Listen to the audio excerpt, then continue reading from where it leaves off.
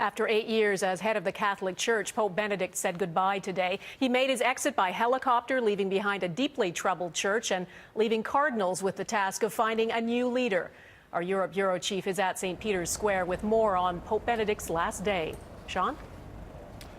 Donna, as of now, the Holy See is in a state of sede vacante.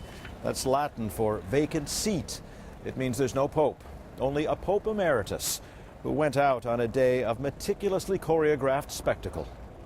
As the Roman sun set over St. Peter's, so did the papacy of Benedict XVI draw to a close. Vatican staff applauded as the Pope made his exit, aides kissing his ring. When his helicopter took off, the bells of the city rang out, and thousands who gathered in the square joined in the ovation as the chopper took a kind of victory lap. His final day as Pope began with a meeting with the cardinals, greeting each in turn as they prepare to pick a new leader for the world's 1.2 billion Catholics.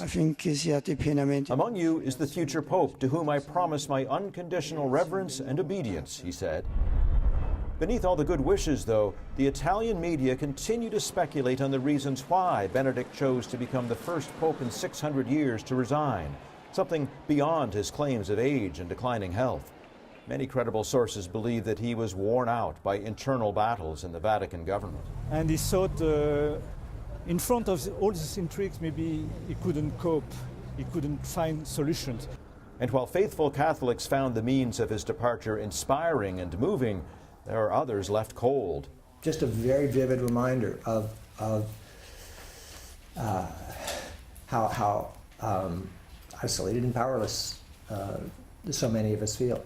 A short walk from St. Peter's, an American group representing victims of abuse by priests announced that they were filing a complaint against the church with the United Nations Committee on the Rights of the Child.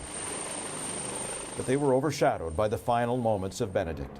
After landing at the Castel Gandolfo retreat outside Rome, he appeared on the balcony for one last word to the faithful, saying that with his resignation, he's no longer Pope, just a pilgrim. A pilgrim who in a few weeks will be moving back here to the Vatican to take up his retirement in a converted convent, just a short distance from the offices of his successor. Donna? Thanks, Sean. And among the things the Pope Emeritus is giving up, his papal ring.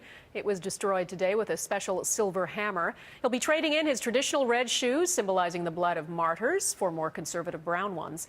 He'll continue to wear a simple white cassock, but give up the mozzetta, the short elbow-length cape. And he'll move from the papal palace, as Sean said, to a more simple apartment within the Vatican. And Benedict will no longer be sending out inspirational tweets. His Twitter account has been suspended.